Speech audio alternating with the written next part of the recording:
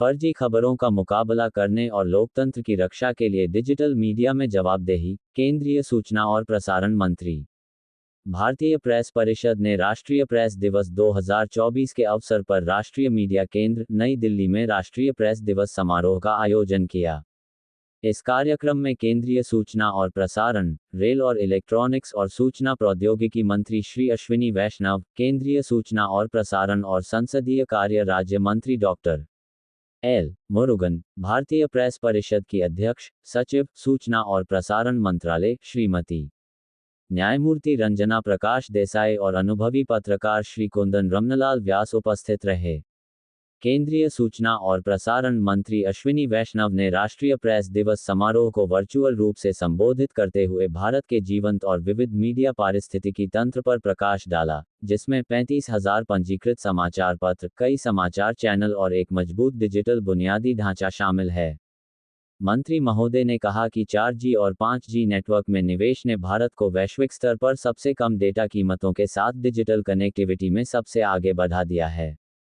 हालांकि, उन्होंने मीडिया और प्रेस के बदलते परिदृश्य के कारण हमारे समाज के सामने 4 प्रमुख चुनौतियों की ओर इशारा किया। 1. फर्जी खबर और गलत सूचना। फर्जी खबरों का प्रसार मीडिया में विश्वास को कमजोर करता है और लोकतंत्र के लिए खतरा पैदा करता है। अपने संबोधन के दौरान, अश्विनी वैष्णव ने डिजिटल मीडिया के तेजी से विकास और इन प्लेटफार्मों पर प्रकाशित सामग्री की जिम्मेदारी पर एक महत्वपूर्ण सवाल उठाया।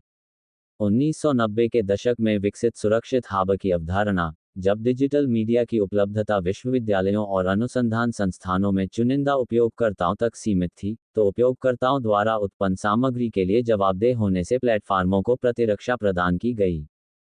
उन्होंने उल्लेख किया कि विश्व स्तर पर इस बात पर बहस तेज हो रही है कि क्या सुरक्षित बंदरगाह के प्रावधान अभी भी उचित हैं। गलत सूचना, दंगों और यहां तक कि आतंकवाद के कृत्यों के प्रसार को सक्षम करने में उनकी भूमिका को देखते हुए, भारत जैसे जटिल संदर्भ में काम करने वाले प्लेटफार्मों को जिम्मेदारियों का एक अलग सेट नहीं अपनाना चाहिए।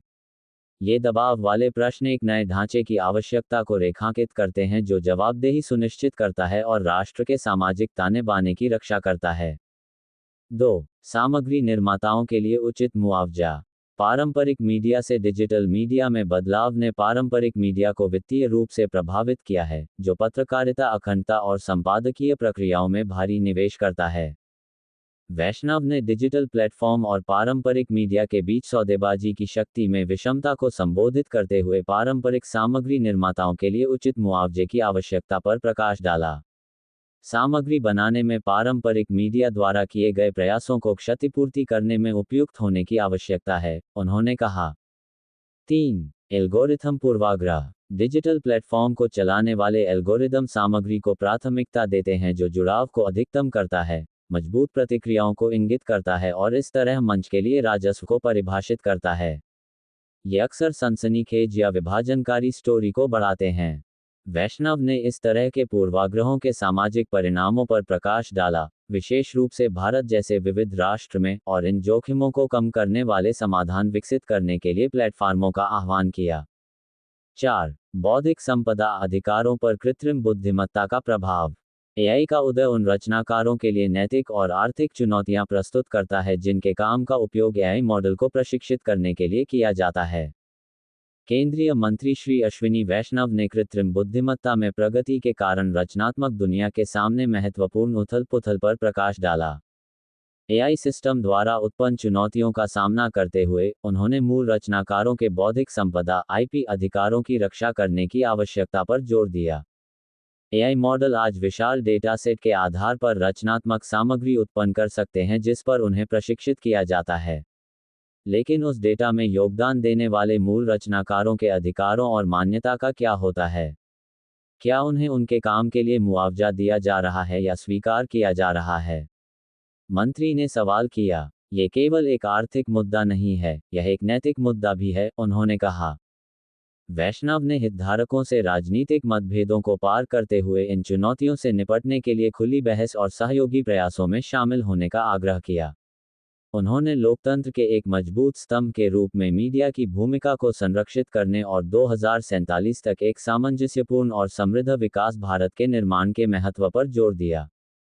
डिजिटल युग को नेविगेट करना, नकली समाचारों का मुकाबला करना और नैतिक पत्रकारिता को बनाए रखना। पारंपरिक प्रिंट से लेकर उपग्रह चैनलों और अब डिजिटल युग में पत्रकारिता के विकास पर प्रकाश डालते हुए डॉक्टर मुरुगन ने उस गति का उल्लेख किया जिस पर आज समाचार जनता तक पहुंचता है। हालांकि उन्होंने नकली समाचारों की बढ़ती चुनौती पर जोर दिया, जिसे उन्होंने वायरस से भी तेजी से फैलने के रूप में वर्णित किया। उन्होंने चेतावनी दी कि फर्जी खबर राष्ट्रीय अखंडता के लिए खतरा है, सेना को कमजोर करती है और भारतीय संप्रभुता को चुनौती देती है। प्रत्येक व्यक्ति को एक संभावित सामग्री निर्माता में बदलने में स्मार्टफोन की भूमिका को स्वीकार करते हुए डॉक्टर मुरुगन ने गलत सूचना का मुकाबला करने में अधिक जिम्मेदारी और विनियमन की आवश्यकता पर जोर दिया। उन्होंने दोहराया कि जबकि भाषण और अभिव्यक्ति की स्वतंत्रता की गारंटी संविधान द्वारा दी जाती है, इसका उपयोग सटीकता और नैतिक जिम्मेदारी के साथ किया जाना चाहिए। डॉक्टर मुरुगन ने समाचार को प्रमाणित करने और झूठे कथनों का मुकाबला करने के लिए प्रेस सूचना ब्यूरो (PIB) के भीतर एक तथ्य जांच इकाई की स्थापना करने सहित प्रधानमंत्री नरेंद्र मोदी व सरकार के प्रयासों की सराहना की। सूचना और प्रसारण मंत्रालय के सचिव संजय जाजू ने भारतीय जनसंचार संस्थान (IIMC) जैसे संस्थानों के माध्यम से मान्यता, स्वास्थ्य और कल्याणकारी योजनाओं और क्षमता निर्माण कार्यक्रमों सहित पत्रकारों का समर्थन करने के उद्देश्य से सरकार की पहलों पर प्रकाश डाला। उन्होंने प्रेस और पंजीकरण आवधिक अधिनियम 2023 जैसे सुधारों का भी उल्लेख किया, जो मीडिया नियमों का आधुनिकीकरण करता है।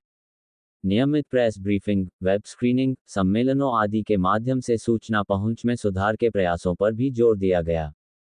उन्होंने एक निष्पक्ष, पारदर्शी और टिकाऊ प्रेस पारिस्थितिकी तंत्र बनाने के लिए सामूहिक प्रयासों का भी आह्वान किया जो पत्रकारिता को सत्य के बीकन, विविध आवाजों के लिए एक मंच और समाज में सकारात्मक परिवर्तन के लिए उत्प्रेरक के रूप में बनाए रखता है। पत्रकारिता की अखंडता को बनाए रखने में PCI की भूमिका। अपने संबोधन के दौरान न्यायमूर्ति रंजना प्रकाश देसाई ने इस बात पर प्रकाश डाला कि डिजिटल प्लेटफॉर्मों की व्यापक उपलब्धता और आध्यात्मिक मीडिया, ब्लॉग और पॉडकास्ट के लगातार उपयोग ने समाचार और सूचना तक पहुंच का बहुत विस्तार किया है।